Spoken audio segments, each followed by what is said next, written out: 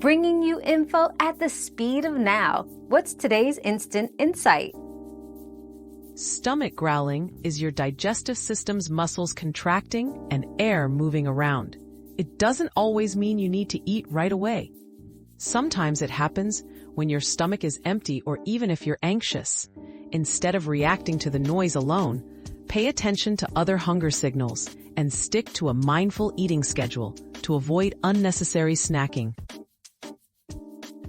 Our quest for knowledge never ends. Thanks for being part of today's discovery.